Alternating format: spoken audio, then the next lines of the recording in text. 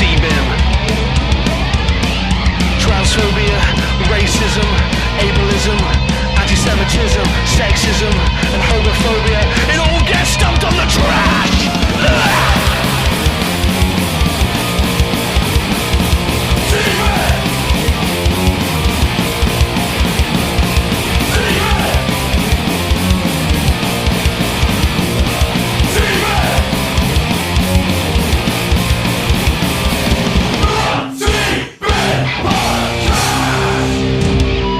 How's it going, everyone? Welcome to the motherfucking C-BIM podcast. It's me, everyone's favourite, big, voluptuous, delicious daddy, the Right Reverend. It's Big Tasty. I'm not going to reel through it. I feel like the nickname list is extending ever forth, and at some point I just have to accept what I am, which is just big and voluptuous and delicious, and perhaps a father of many, which is fine, you know. That's what God is. But I'm not saying I'm God. I haven't got like this weird God complex. But I'm sure God would describe himself as big, voluptuous, and delicious. As other things, omniscient, you know, if he exists. Who knows? Let's not get into that conversation. That's a weird way to start. Anyway. You might recognise that laugh as friend of the show, friend of me, friend of you.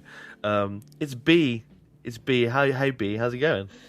It's good. I was trying to hold back a building laugh as you gave that intro. You just reminded me of Pedro Pascal. I watched an interview with him the other day, and he described it himself as having daddy energy, and that daddy is a state of mind. Yeah, I think I love got that.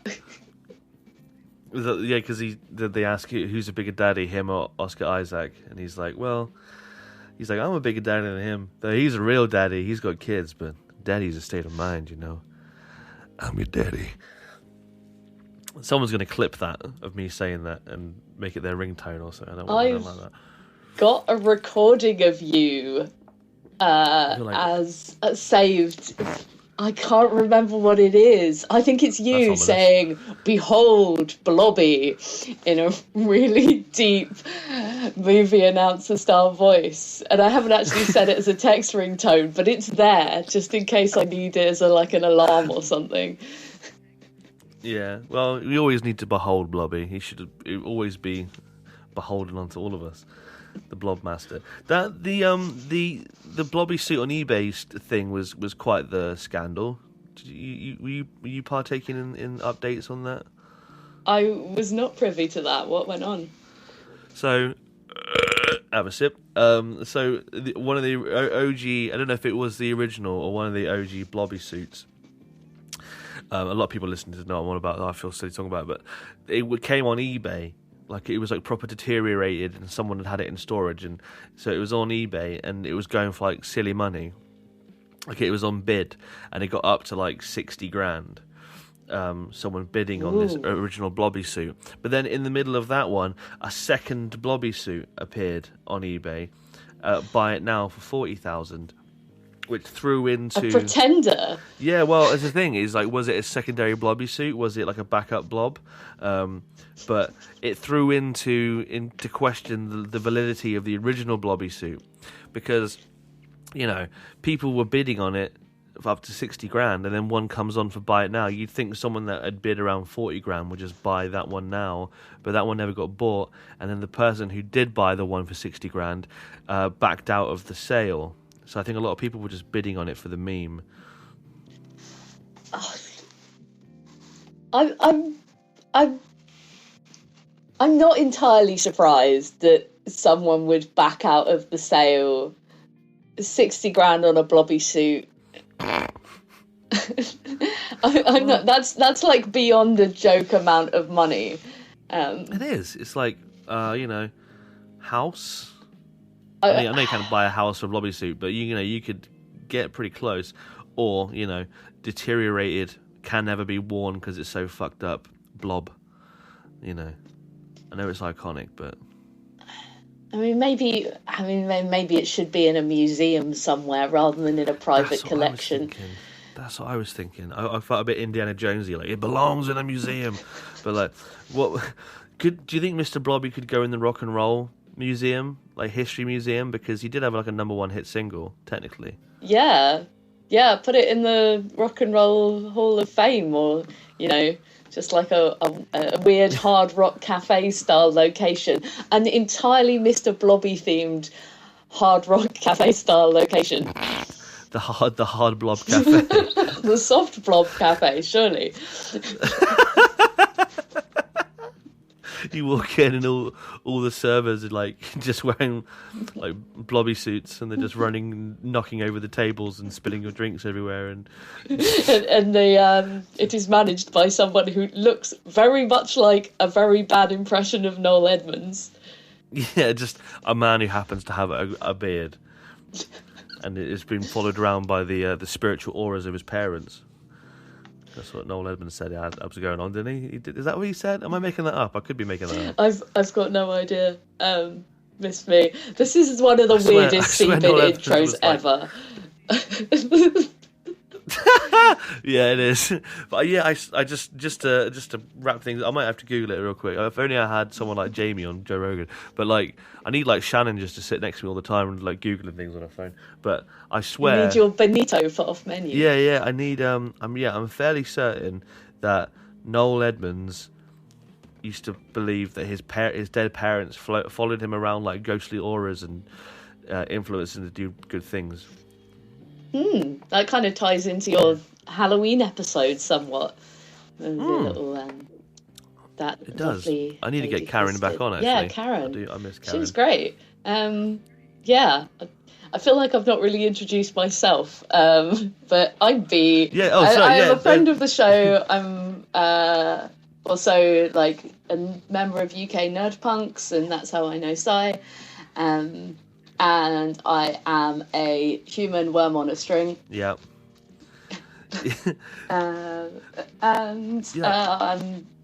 That's, I don't know. I could probably say more. Yeah, no, that's my. You're a professional. I'm here talking about blobby and spiritual auras, and you're just sitting there like this unknown bee. Well, no, I assume people that are listening have heard your previous episode and a half because you were on the homies, calling up the homies episode. True that. That was time ago. I also might be one of the few people who's listened to every single episode. I believe I hold that title. Yeah. You and Jimmers. I feel bad for Jimmers. I like force him to be a mega fan because he has to listen to edit every show. Yeah, I picked up that bit in the episode the other day about you not having a list of everything that's ever gone in the C bin. That is a mega fan thing, and I am not signing up to do that right now. I have other stuff on my plate. No, I know. I don't need to burden that on the listener. That's a job for me. I need to sit down and do that. It's not like I don't have spare time on my hand. I just sit in my bed after work and just like dissociate into the ceiling, thinking about what have I done with my life. Well, really, I could be doing, compiling a list of shit things. Speaking of a list of shit things, shall we get cracking with some binage? Yes, please. Right. So the first thing we got here. Do you wanna? You can announce your own bin. Running with a common theme that is things other people do that piss us off, that seem like common sense. I'd like to put in the C bin people who don't wash up properly. Yeah, this is a bit of a in Casa de Fucknut where I live. This is a bit of a point of interest at the moment, and I'll tell you why after you give me your spiel. So, what's wrong? As if we don't already know, with people that don't know how to wash up properly. I don't know how people get to the point where they're full-grown adults and they think they're done washing up, but they're leaving like greasy plates and dirty knives and forks. I just don't know how you become a full-grown adult and you don't know that you need like hot water and like a reasonable amount of washing up liquid. I'm not going to name brands. We don't need to worry about name brands. Like, a scrubby brush where it's appropriate, a sponge with a scrubby side where that's appropriate, but like it's not. And yeah. yeah, you mentioned having some things in your own house, but like I don't think my dad is going to listen to this, so I will name and shame my dad as a person who does not wash up properly, and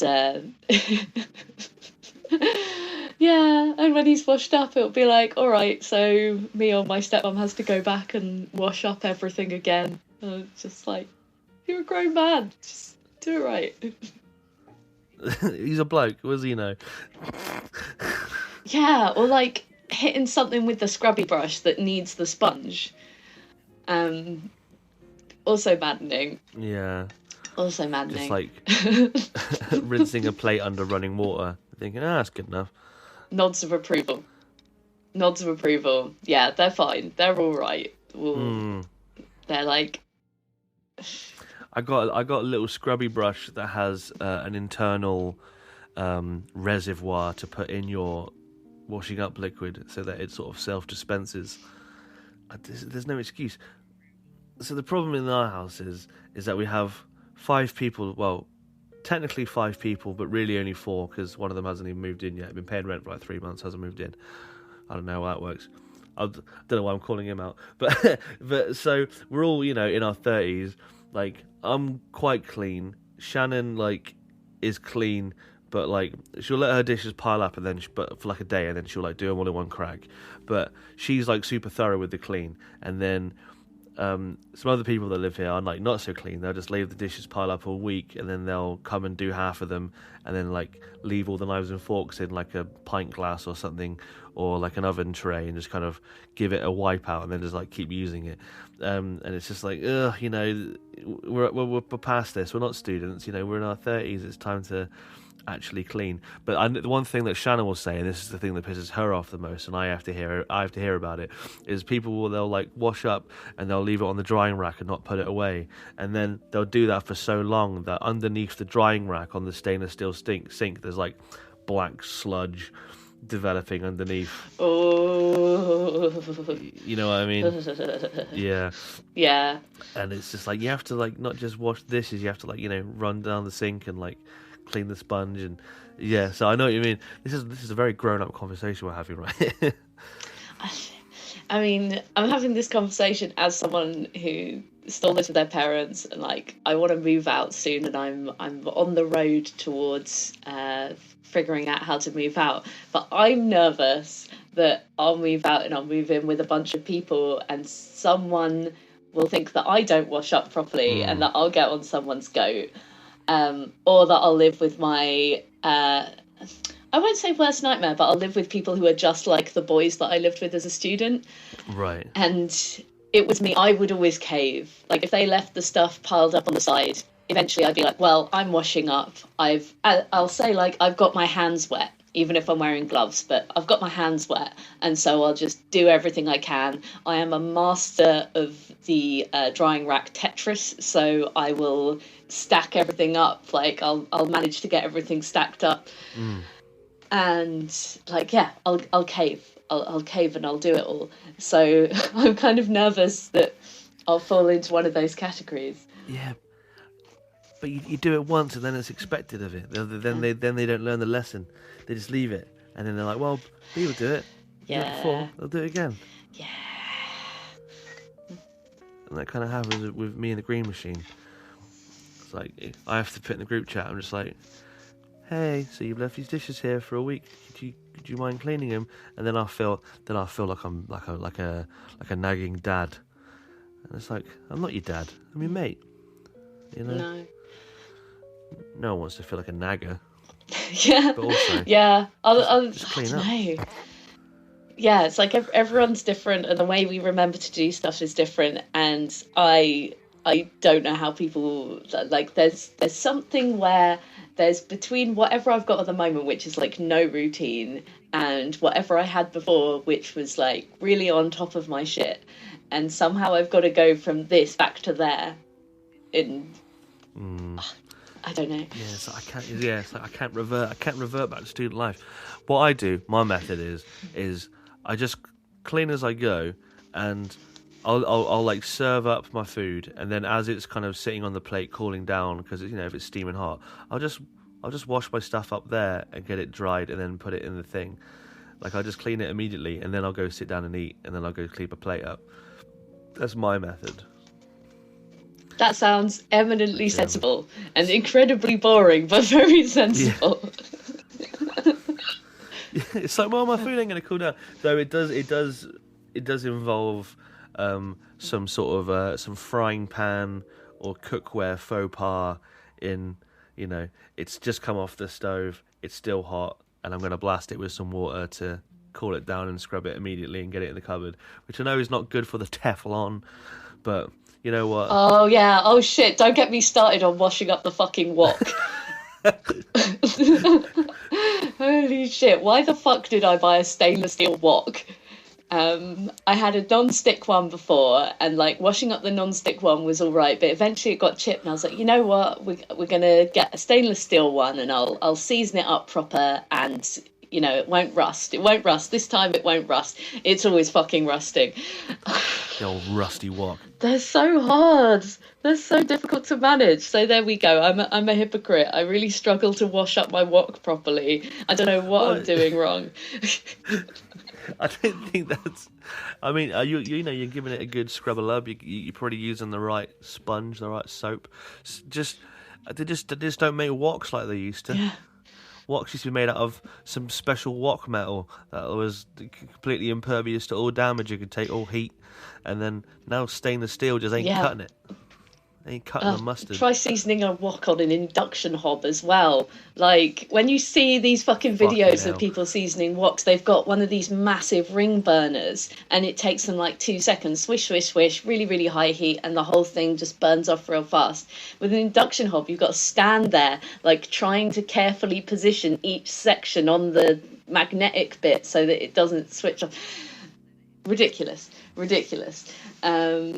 I've got no idea if this is relatable or not. Is this relatable? If you relate to trouble with seasoning your wok, leave a comment on the Seaman Discord. Yeah, let's all share wok seasoning techniques. Yeah, I mean, to be fair, induction hobs in general can get in the bin. I would say if you'd brought in induction hobs, that would be another. Oh fuck! I love my induction hob. Most of the time, I love it. No man, give me a ring burner any day. I'll give you a ring burner any day. You bloody won't. But I'm used to working in industrial kitchens, so I think I'm a little bit spoiled, you know. Yeah. I do enjoy having like a someone mysteriously just opened your door and peeked in, and I felt like they stared into my soul and they just spit. I think that was my stepmom, and she was going to ask if I wanted a scone. I mean, what do you? I could wait till later for the scones. That could wait. Okay, just like scone break. But yeah, it was just, I was like trying not to acknowledge it, but the door opened, and I even though I know she wasn't looking at me, I felt like she was staring right into my soul, and we just like had this weird moment of connection, and she just disappeared. But, so there we go. On that note, I'm definitely going to throw it in the bin. People that don't know how to wash up properly. I mean, come on, man. If you're a kid, I get it, you know, fine. But you need to learn some point, and this is the time to learn, you know. Clean it up. I don't know why I yawned. I wasn't sure if that was going to be a sneeze or a yawn, but there we go. In the sea bin, and then maybe, because it's in the sea, and then we'll, like, put the bad washer-uppers in the sea bin with, like, some nice hot soapy water, and they'll get all clean, and they'll re-emerge from the sea bin as, like, good washer-uppers. Yeah, listen for the splash. Yeah, absolutely. Amazing. Oh, man. I wish every kitchen had an industrial dishwasher, like I used to have at work. One of them bad boys. Like the ones that take, like, 3 minutes, just and then bang, one of them bad boys. I used to have this thing that used to polish cutlery. It was like full of sand, and you put your cutlery in it, and it would like kind of rumble it around and then spit them out. I've never seen one of those in my life. I had no idea they existed. What a delightful thing. Yeah. I'm going to look that up afterwards. It was incredibly noisy. Like I'm there, you know, trying to get a nice sear on some mackerel, and all of a sudden it's like, nah. But yeah, in the bin. We've got the Mars bar, whatever the singular chocolate bar of the week is. Speaking of food, should we talk about the cost of things that are gluten-free? Yeah. This has been brewing for a while. There's been various people have come on and chatted about vegan food as well. Like, there's been quite a lot of food chat on Seabin so far, and I'm always interested. I can talk about food forever. And I'm and as you know, I'm really keen on baking, and I pride myself on being able to produce some very tasty cakes. But yeah, I'm no end pissed off by the expense of gluten-free food. Yeah, see, I don't get it. Why does it cost more when it's missing something? You know what I mean? Yeah. They took the gluten out. Surely you'd make it cheaper, seeing as in it's not got any gluten. And I know it doesn't work that way. This is just my brain thinking like an ape. I'm just like, well, it's not good gluten. Make it cheaper.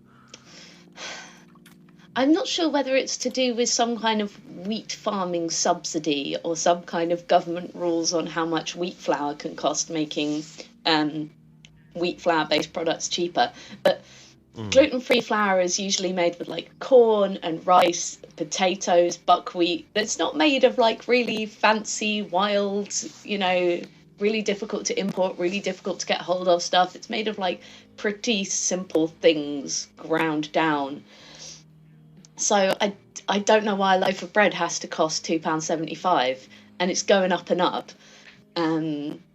Like, my favourite bread is now £3.50 a loaf, and that's like, you'd pay that much in like Gales or like some artisanal bakery, but not for like a bog standard loaf of white loaf. Yeah. Tiger bread. It's because I want the tiger bread as well, and the tiger bread's the one that's £3.50, and then like a normal brown loaf's about like £2.75, and it's like £2. I think someone put a graphic up the other day explaining the cost of it. It's like 2.5 times the price, and I did a little research. When I say research, I mean I like looked at the top 5 results on Google, and I found something saying it's £2,000 more expensive a year to shop gluten free. That's like a whole month's, more than a month's wage, just to fucking hell. And gluten free bread, no offense to you, I know you can't help it, but it is shit. Like, in comparison, I'm not arguing to regular bread, it's an inferior product. And I know, like, it's you got to work with what you got. Like, you can't make gold out of shit. But I just feel like if you're gonna put all that food science into it and sell it all expensive, like, put the effort in and make it like nicer. Make it bigger at least. It's so small, like a slice of gluten-free bread. It's like a fucking beer coaster. Yeah, I've had some pretty small gluten-free bread as well. Yeah, the brand Share is a bit guilty of having like small slices of bread, but their stuff actually has flavour. Big up Share's Vitality Loaf, actually being quite a tasty savoury bread. Warburton's Tiger is my number one. That's my fave. It's the closest thing to Jewish challah that I've been able to eat in like 4 or 5 years now. So, like, I rate that. But yeah, I don't rate the cost of it, and I don't rate the cost of eating out gluten-free either, and being charged like £2.50 on average for a gluten-free pizza crust, when that is definitely worse. Oh yeah, it's like we might as well eat it on the box it came in. Yeah, like anywhere from hard as a brick to like so underbaked it's floppier than an Italian style pizza. It's just flip. There's nothing. They've clearly underbaked it because they don't know how to cook it. The only good one is Pizza Hut. So I've turned into a Pizza Hut shill. CBN Podcast sponsored by pizza. Use code B for 50% off gluten-free pizza bases. Use code B and just get the like £5 favourites ones. Like £5 for a pizza, and you can only get medium. So like, fuck everyone. I want a big pizza and I want a stuffed crust. Motherfucker, Yeah. I haven't eaten a stuffed crust in 5 years. That's such a sad sentence you just said. It's so depressing. Little peek behind the curtain. I mean, I know you've worked in a bakery, so you know the curtain as well. But like, when in my old restaurant, if someone ordered like gluten-free bread for on the side or for a sandwich or burger bun or something, that was all just like constantly frozen in a little freezer, like buying a bag of pre-baked stuff, and we were like defrosting it and serving it and charging extra for it, charging people for it, and while we're giving out free sourdough that I was making every day, that was glorious. And it's like, this is just a frozen slice of barely food. Yeah, it's like, why it be costing that much? I imagine that, especially when it comes to big chain restaurants, that they can absorb the cost of gluten-free pizza bases and all of the other stuff they're selling, rather than like make it a tax on people who can't help that they're intolerant, and just like soak it up in your other costs. Especially because it's usually not that nice. So paying £2.50 to have something not as nice just feels like an absolute piss take. Yeah. That was the next thing I wanted to say. It's like you can choose to be vegan, but you can't really, like, you can choose to be gluten-free, but most people that are gluten-free don't choose to be gluten-free, because why would you fucking choose to not have bread when you could? It's just like, why tax them? It's almost as stupid as fucking taxing for, sanitary products and whatnot. It's bullshit. And it's got to go in. If I didn't throw it in, I would have no integrity. Like No integrity. Pizza base, no integrity. No integrity. One of those gluten-free breads that comes and it's got like a massive hole in the middle of the slice, and the bread just falls apart, like one slice into 6 different pieces as soon as you take it out of the bag. Just no. Let's give it a splash. In it goes. Bang. We've got the Twix. How you feel? How you feel about that? I'm so relieved. I'm relieved of the financial burden of being gluten intolerant now. Huzzah. Yeah. I mean, you feel exercised. I'd love to wave a magic wand and just get rid of like all intolerances and allergies in everyone ever, and like everyone just gets a free pass, and no one has to have an allergy or intolerance ever again. And what a dream that would be. But it would put some allergy dogs out of a job, and I hate the idea of an allergy dog just being out of a job. It would be regular. Well, they can just be regular. They can be regular dogs. Yeah, regular dogs. All the allergy dogs can just be regular dogs again. I would say that.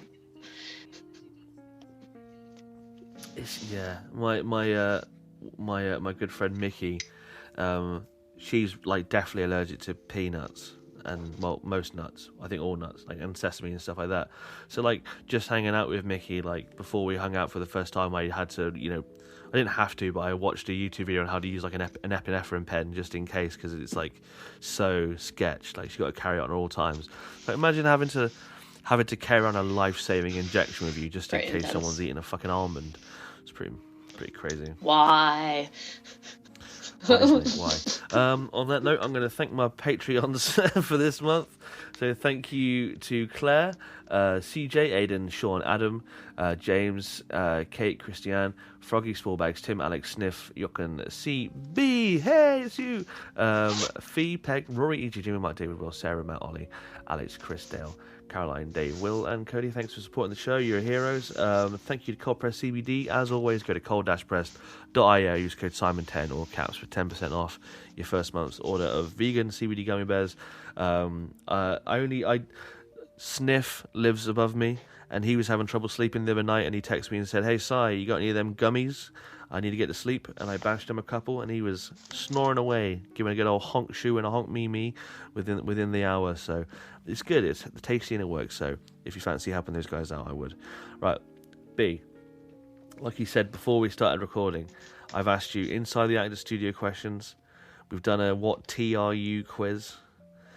So I think it's time we do some C-binny questions, some hypotheticals, and some this or that. But I've written down some new ones as to not hit you with the because you listen to all the episodes. I'm sure you have the answers prepared for the questions before. So I need to throw some new ones on the spot to you to get a different kind of answer. You know what I mean?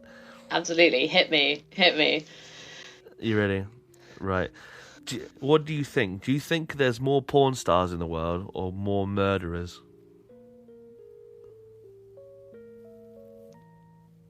Porn stars. You'd hope, wouldn't you? Yeah, I'm going on the. I had a little thought come through that was, it really depends on how hardcore you are about animal rights. Because if you're going to throw into murderers anyone who does hunting or anyone who does slaughtering animals for food, then that'd be a lot of people to throw in. But yeah, I would think porn stars. Yeah, is anyone that does online sex work, do they count as porn stars too? Yeah, let's put them in. Let's be hopeful. You can claim that if you've got an OnlyFans. You could claim the title of porn star if you so choose. Right. What this fucking question? What STD would you get if you knew that your worst enemy would also get it at the same time?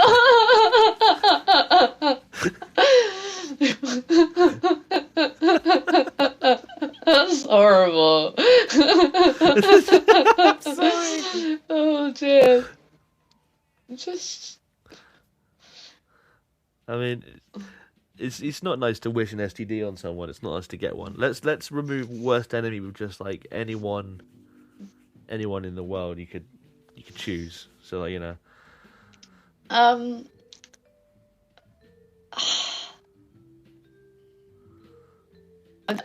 won't say that my knowledge of STDs is that deep and meaningful, but I just think it's a really nasty thing to wish on someone would be a constant and recurrent case of thrush.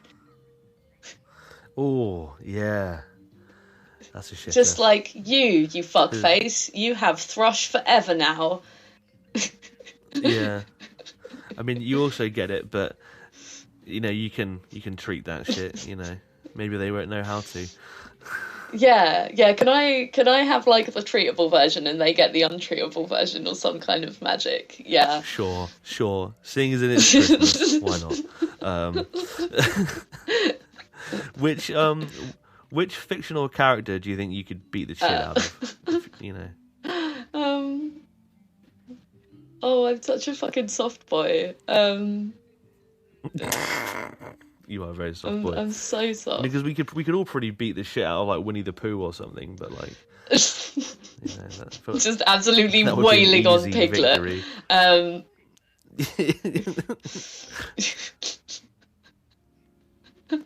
Oh god, what a mental image. Yeah. What a mental image. I think it would be quite fun to beat up one of the Teletubbies just because they're so or one of those boo bar things. They're really soft and round. Boo-bars, yeah. Really soft, round, fluffy. They've basically just got a tiny little domed head and little paws and little feet sticking out. And I reckon I would have a really good time trying to beat up one of those. Just, when you're wailing on a pillow, just getting out your aggression. Yeah. But it's a living being, pretty interdimensional being. I feel boo-bars are. They don't look of this earth. If you were sent back to Roman times with your phone fully charged, do you think that you could take over the world? No, Or what do you think no. would I think happen? if I went back to Roman times, I'd like to imagine I'd be like chilling out on some kind of chaise-longue arrangement, being fed grapes by a variety of attractive people of a variety of attractive genders. Yeah, I probably wouldn't be too interested in the phone bit, really. Yeah, just go back and join an orgy. Yeah. Drink wine and join an orgy, Yeah, or just be fed grapes. yeah, yeah. World domination's not really high on my priority list. Nah, you can just show them the app that looks like a beer, and then when you tip it, you drink it. You know that? Do you remember that app from like the original Yeah. iPhone? Yeah. Show them that one, or like the lighter app. Show them the lighter app. Show them a YouTube. If you could go back in Roman times and show them one YouTube video to freak them out, what would you show them? Vines that cured my depression. That's a fucking great one. I'm just imagining road work ahead. Yeah, I sure hope it's roads. That's an amazing idea. Let's build them. Mary Chrysler. Who's Chrysler? Who's Christ? We should kill that guy. He's going to be real popular in 2000. How long do you think it would? Yeah, absolutely. How long do you think it would take you to drink all the water in an above ground pool? What kind of pool? Like an above ground swimming pool, not like a paddling pool, like one of them big ones. I've just realised I've got like no concept of what an Olympic-sized swimming pool is.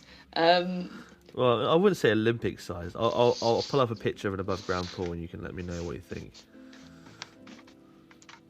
Above ground pool. Do I have to do mental maths?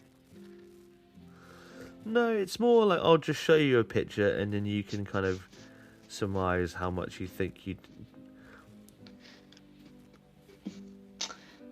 Oh, okay. Yeah, something like that. Oh, I don't know. What if it's like 20,000 litres and then that'd take like... I don't know where I've got the 20,000 litres figure from, but that's like 10,000 days and that's a lot of years. So I don't reckon I could drink a whole swimming pool of water like in a your decade. lifetime. Yeah. I don't know. I think you're selling yourself short. I think it would go down faster than you think. I think after like 6 months you'd be like, fucking hell, I made a dent in that. Am I allowed to put squash in it? Yeah, some of why it. not? Some of it. I'm allowed to put you just see me like get to the swimming pool like, B, this is your swimming pool to drink. I'm like, I'm going to need a very large water heater and one of those big sacks of Yorkshire tea bags and like a lot of milk. Just bang it all in. Just make the biggest vat of Yorkshire tea and then like a sippy straw. Yeah. Just A dipping bit my more of mug a in. bleaker question. Yeah, just scoop it out, like a big Scooping it out of my mug. bowl of grog. Would you rather like to know how you're gonna die or when you're gonna die? If you could choose one, because I feel like either's gonna make you feel well paranoid. Because if you know when, you're just gonna be counting down the rest of your life. But if you know how, and they're like, oh, you're gonna die in the woods. Every time you go to the woods, you're gonna be like, I would like to know how. I don't know. It'd just be cool. I think I'd find it interesting to know if it was going to be something cool and exciting, or like a really long, slow burn. For people who like this question, there is a whole book that is a compilation of short stories written based on this idea. I think the book is called Machine of Death, but you might want to call me up on that. And I think it was co-authored by one of these like webcomic authors, one of the guys who does like SMBC or XKCD or one of those big guys. Great read. Right. Really, really great read, and it really goes into exploring this idea in a variety of like sad, happy, funny, all sorts of ways. good recommendation. Right, I've got two more questions and then we'll get back to binning. Right, would you rather have a dog's personality in a cat's body, or have a cat's personality but be in a dog's body? It's a funny one because it's like, do you want to be snidey and intelligent in this big lump of a dog's body, kind of walk around like no one knows how smart I am, or be this like super lazy little spindly cat who's just like, ugh.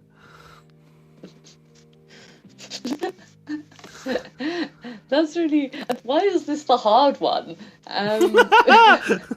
The one about death is like, oh yeah. One about the cats, oh fucking hell. Yeah. Let's just go with the instinct. Goofy dog, cat body. I think that's good. Right. And last question. Would you rather go to prison for a year or be locked in a room and you're only let out when you finish a Rubik's Cube? Oh, fuck. For some people, I feel it's, they'd finish it quick, but I don't know how good are you with a Rubik's Cube. I know that I've solved a Rubik's Cube previously, but exclusively by following a written down algorithm, like I was copying it. I didn't learn or memorize the algorithm. So at this point in time, and I've watched quite a few people solve a Rubik's Cube at this juncture, but maybe I'd just rather know that I was going to get out of prison in a year rather than potentially be stuck there infinitely with a Rubik's Cube. Yeah, because eventually it's going to get so, you'll be so frustrated with solving it that your brain will just be like, well, I'm never going to do this now. And then you'll just have the cube in the corner and you'll just sit there staring at it forever. Yep, slowly becoming more and more depressed. I'm the kind of person that if I notice myself getting too annoyed and aggravated with a puzzle game, I will look up a walkthrough if it's really causing me that much grief. So I can't imagine taking less than a year to figure out how to solve a Rubik's Cube, because I do just get annoyed. I think you have it in you to solve a Rubik's Cube within 12 hours. I think if you were sat in a room with a Rubik's Cube, I think within 12, I think you'd blast it. But there's you never know. No, this bitch peeled off the stickers on the Rubik's Cube. Like when I was a kid, I had a Rubik's Cube. I think it was someone gave it to me, and I peeled off the stickers and I started sticking them back on. Found it too difficult, got lazy, and stopped. So I just broke a Rubik's Cube. So that very same one is the Rubik's Cube that I believe I fixed it. I put the stickers back on, and I learned how to solve it by following an algorithm. I think they're really cool. I just they're not my interest, not my cup of tea. I have other games I'd rather play. I agree. And in prison, you could just spend that time reading, getting really hench at the gym. Yeah. Picking fights. Yeah, I'd probably be running a craft club. Get a face tattoo. You know me. I'd probably be running like a little craft club. I'd learn to knit finally, and I'd knit octopuses for premature babies like Peg does. Yeah. Right. So I feel like we've learnt some things about you, B. So let's continue to learn more. And one thing we shall learn is your hatred for grey window frames and doors. Hit me with it. So, this seems to be a modern fashion. I'd be interested to know whether people are noticing this in other areas of the country. But it seems really strong in my area of North London and in my little suburb. It seems like developers are buying up properties and they're doing them up and, causing me no end of annoyance with the noise of power tools. But they're installing in almost every single one they do up, they're installing these dark grey PVC window frames. And this is opposed to white ones. Like usually when you see windows in the UK, but broadly in everywhere I've been, the window frames are usually white. And the grey ones just make the houses look gloomy. And then they're sticking in these doors, and they're sticking in matching dark grey doors, often that don't have any windows in either. So they look very like locked down. Like, you know, we've just been quite light-heartedly talking about an imaginary prison situation, but these things make me think of prisons when I look at these doors. They look so unfriendly, and it makes the whole neighbourhood seem less welcoming as this kind of unfriendly, dark, grey, grim architecture sinks its claws in. And it makes me sad. So, would that be like considered like brutalist architecture, like having the grey windows and doors? I don't think so. I'm not the guy to ask about brutalist architecture either. I think that is our friend Matt. He's a fan of brutalist architecture and knows a fair bit about it. Yeah. But yeah. I don't know. I just don't like grey. Yeah, but like you go through like an old village or like some towns and stuff, and like every door is like unique and differently coloured and wooden with like sort of textured glass or this or that and everything.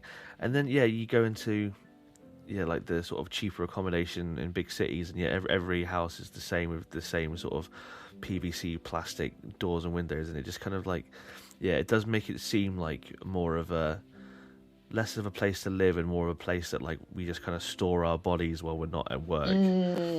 Yeah. At least from the outside, it becomes a little bit pod person-y. We'd recently had new doors installed in the house, like new fire doors and stuff. So I went from having like a really nice kind of old wooden door to having this like super thick, like chipboard fire door with like a self-closing arm on the top and stuff, and it's like really heavy, and it won't stay open on its own. You have to like jam it open, and it just made it feel really industrial and like not like I was living in my house, but like I was living in like a hospital room. It was like really weird, you know what I mean? Yeah, like I'm a fan of fire safety, but I want like fire safety that still looks nice. Yeah, we're all about being safe and sensible with fire, but sometimes you just need a fire-safe door that doesn't look like a slab of wood nailed to the wall. Yeah, I'm guessing that one of the benefits of these massive grey windowless doors they're installing is that presumably they're high security of some sort. Yeah, you'd like to think. Yeah. I think they're just cheap. But then they leave their massive, expensive cars on the drive. Yeah. They've all got, like, you know, the people that move into these houses are the exact kind of people that get complained about on the C-bin for driving excessively large, excessively expensive 4x4s just to drop their kids at school. Yeah. Just down the What road. are you doing? Yeah. What are you doing? They think they're king of the castle, king of the road, queen of the road, and they're in their SUVs, and there's just no need. Drive a Skoda Roomster. Down with road monarchy. What would you replace the doors with? Just like have like little, just uniquely tailored ones. Yeah, like a nice colourful door, even if it is like fake wood effect.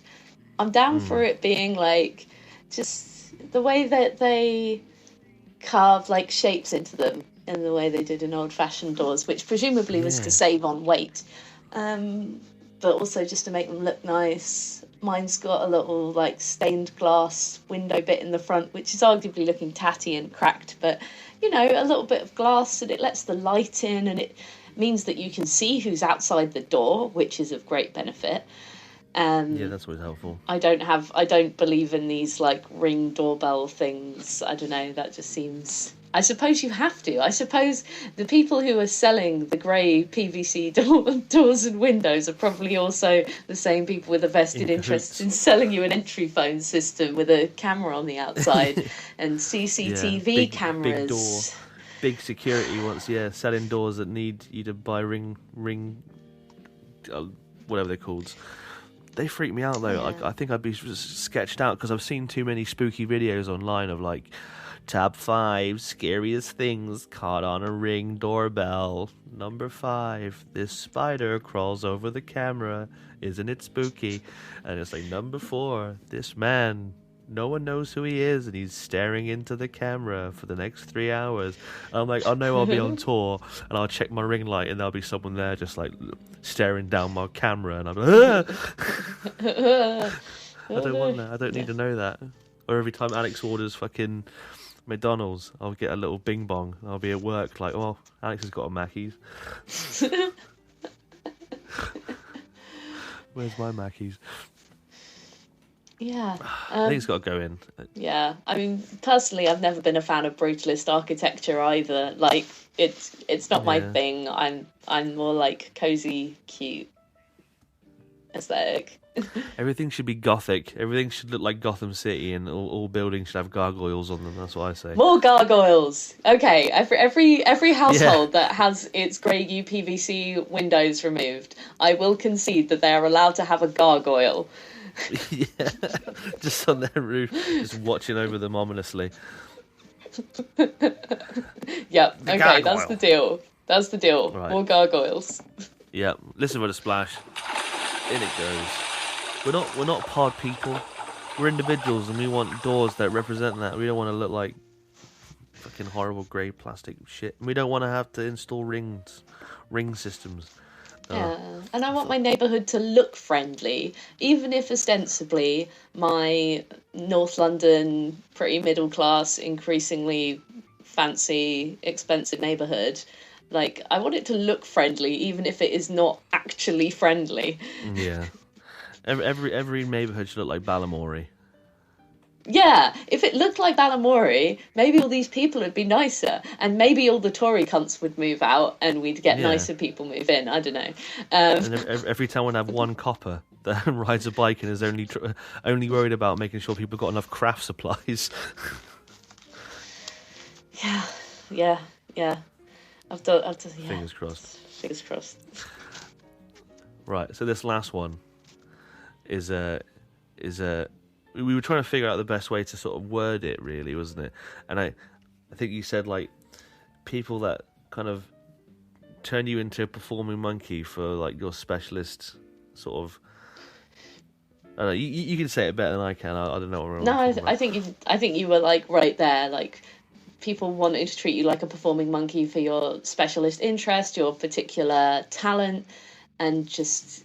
I summarised this by saying, go on, say something in Russian then. Right. Because for people that don't know, you spent some time in Russia. Yeah, I did a degree in it, and that was a long time ago. And the times were not as dark. But yeah, I did a joint degree in Russian with Serbian as a minor. And before that, like, I've spoke German since year 7, so I've studied German, Russian, Serbian, French, a little bit of I think I did like a short course in Italian as well. Yeah. You know, learned a bit of Danish for my holiday. Like, picking up languages used to be the thing that I found the easiest. Yeah. But then it's just been made to do that. People pressuring you into doing that shit. Yeah, I'd meet people and they'd be like, "Oh, cool, you do Russian," and then it'd be like, "So go on, say something in Russian then," and it would make me go silent because I'd never be able to think up something on the spot to say.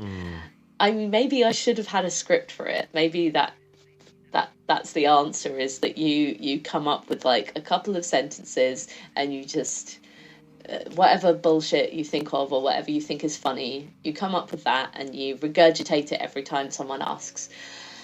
Or you come up with something like hilariously sweary and offensive. Or a quote from a favourite book. I could have gone down that route. But no, every single time someone said, "Go on, say something in Russian then," I would freeze and I would usually introduce myself, which is, you know, it doesn't show off the fact that I've got to like such a high level of Russian, and that, you know, I could speak about quite complicated subjects, and Yeah, it's kind And of like being like, oh, speak French then, and being like, oh, je m'appelle Simon, and baguette, and Je voudrais une baguette. yeah, un baguette. je suis un poulet pipe. Sans gluten. Avec fromage. Yeah. I studied French for a year, and I never managed to. I sound more like London when I speak French than I do at any other time. It just I speak French with a heavy Cockney accent. But yeah, it's like fucking Del Boy. But like, it's funny you say that. Actually, this is kind of off topic, but so Dave from Rash, like, French is his first language, and because he's born in Belgium, sort of had his childhood in Cornwall, and then went back to Belgium to have his teenage years. So he speaks French very, very, very fluently. And we just did this tour in France with Jodie Foster, who are a French band, and Dave was horrified to learn that Jodie Foster told him that he speaks French in an English accent. Oh my gosh. And he was like, I could see him having like this sort of moment of like, who am I? It was quite funny. Did they think he'd lost his French accent? I think because Dave has the same thing where if we're like touring in a French-speaking place, he won't speak French because he doesn't want people to know he speaks French, because then all they'll do is talk to him in French. He doesn't want to become everyone's translator and shit. So I think he avoids speaking French unless he's talking to family or he has to. So I think because he wasn't really keeping up with it, he's now kind of speaking French, but in a more English way of speaking French. And I think that was a weird moment of him being like, oh my God, who am I? But that surprises me, because I always found being translator quite enjoyable, and being able to like help out my friends on holiday by being like, that's what that means, and that's a ham sandwich. I always liked being able to be translator. That has gone wrong a couple of times, but overall, like, quite enjoyable. Yeah, I think that's your kind of personality though. You're a helpful little bean, and not saying that Dave isn't a helpful bean, but I think he likes to get stuff done in his own way. I don't think he wants to walk around being like, all right, so what do you want to say? All right, I'll say that, and then they say this back and blah blah blah. But yeah, I don't get to the degree you do in terms of like, being asked to speak Russian, but a lot of people ask me to do impressions a lot. Which makes me cringe so hard, because like I'll do it when like it's spontaneous, but when someone's just like, oh, Sai does a really good blah blah blah, do it, and everyone sort of sits there, and there's all this pressure that if it's not good, everyone's going to think it's shit, and it's like, well, what do I say? And then it's like when someone just sort of spontaneously starts doing an impression to me in public, I always cringe so hard, because I'm just like, oh, stop, like, stop it. I was going to ask if it happened to you on the basis of music, and if people did the sort of, all right, well, play us something on guitar then. But the fact that people do it to you with impressions, that tracks. Yeah, I do get it. They'll be like, oh, teach me how to do like screaming. Teach me how to scream. And I'm like, what, in the street, you want me to give you a rundown of how to scream? And then I'll normally start it, and then after like 30 seconds, they just start talking about something else. And it's like, well, you didn't actually want to learn. You just wanted me to scream once. It's like, now I look like the dickhead. Yeah. And that shit ain't easy either. Like, the screamy stuff is not easy, and it, like, I've... It's loud. It's loud as well. It's like, if you're not like doing it in like somewhere that it's, appropriate, you just walk around being like, but yeah, the amount of times I'll be in town and someone's like, Sai, talk to me like Trump, or like, talk to me like Christopher Walken, and I'm just like, I don't want to. I just want to just walk around. I don't want to be in Tesco just like fucking busting out a Trump. Weird. Busting out a Trump. I meant like the impression, not just farting in the fruit and veg area. But yeah, I think it's just impolite. It's not nice to like make people perform for you, Yeah, I don't know. Maybe there's some way that people could ask me where I'd feel better about it. Because I do tend to give in. Or I either give in or I freeze and I say nothing, and that's equally awkward. But yeah, I can understand. People are curious. They want to hear what the language sounds like. Yeah. And they want to hear what the language sounds like. They know that it sounds different from English. I think perhaps people get quite shocked as well that I have a different accent because I don't normally do accents. I just speak in my normal voice, and then as soon as I switch into my other languages, I go into my accent. Yeah. So yeah, I guess people are curious, and I can understand them being like, hey, it's a beautiful language and it sounds really nice when people say it. But yeah. it's the I think performing the way monkey to do thing. it is just to be like, oh, that's really interesting. Like, I love the language. Yeah, I'd love to hear you speak it sometime. Just like say it like that, so that then it's on you to do it when you want to, and not be like, hey, say this, say my name, like, say, read my voicemail or something. Yeah, I don't know. I like it when people ask me my favorite words. That's the way. Like, if you want me to speak a foreign language, the way to do it is ask me what my favorite words are in that language, because I've usually got a few up my sleeve. Well, I mean, I would be remiss if I didn't ask you what your favorite word in the language is, but now I feel like I'm asking you to speak Russian. You already asked me. I think it was the Behind the Actor Studio thing, and I think one of the questions was, "What's your favorite word?" And I think I said "poslastijannica," which is patisserie in Serbian, and my favorite Russian one is "dostoprimečatelnosti," which is, everyone knows that one. It just means tourist sites, but it's lovely. It's long. It rings. Say that again. Sorry. "Dostoprimečatelnosti." That bastard, right? you just awoken something in me, because the D&D game I used to play on Tuesday was run by my friend Steve, and he speaks Russian, and the demon that we encountered near the end of the game, who you could control if you spoke his name, was called Dostoprimečatelnosti.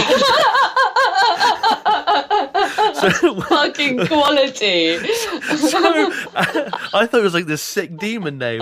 So you just saying that word, I was like, what did you just say? I just summoned a fucking demon. You did. I was just, you now have control over Dostoprimečatelnosti. But like that was like to the point where to remember it, I've got like voice notes on my phone of me going Dostoprimečatelnosti, like just saying it down so that I can remember it.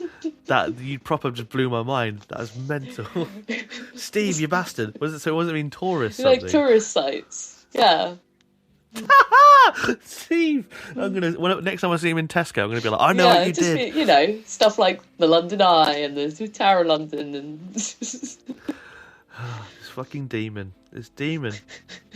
It's a great. I mean, it's great. I think that's really made my day, and it's also made my day to hear you like say it back to me. Yeah. Because I can only say it because I had to say it all the time.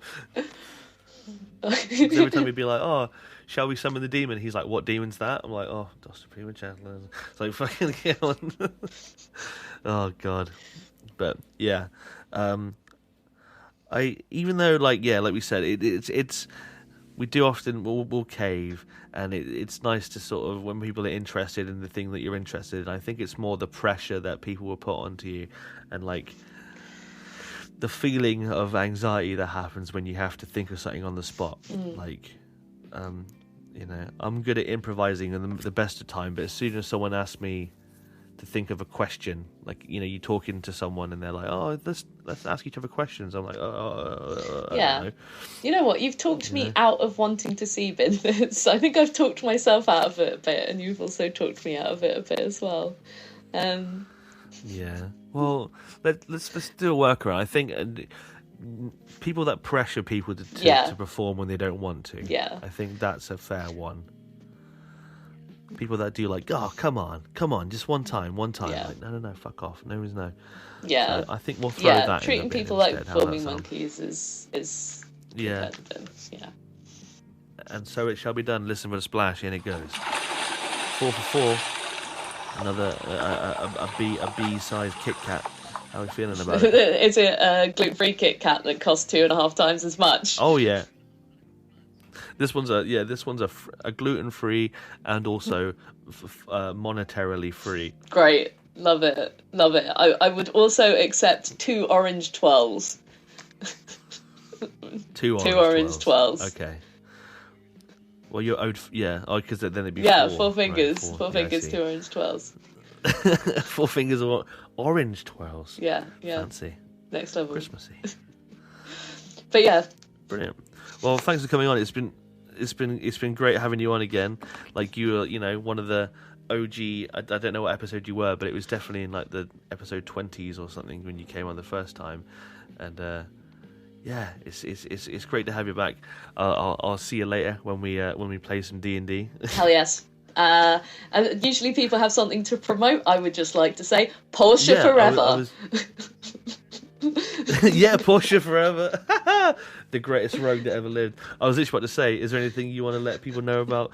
Anything you want to encourage people to do?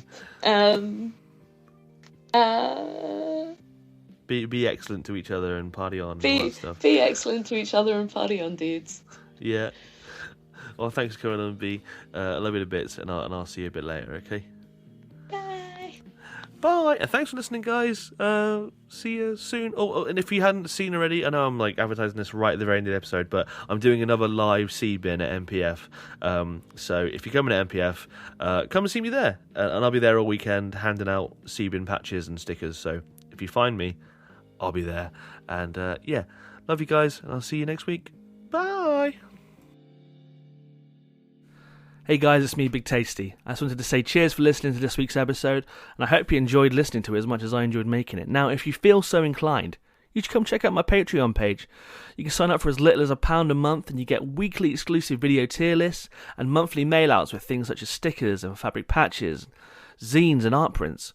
Hey, and if you can't spare the money right now, I totally understand. No pressure. I'm going to keep making episodes regardless, but if you can support financially, it really helps the show. Just keep moving on. And then another way you can help is just to follow us on stuff like Twitter and Instagram at Seaburn Podcast and share it around to people that you think might like this filthy shit. Anyway, love you guys, appreciate you, and I'll see you next week.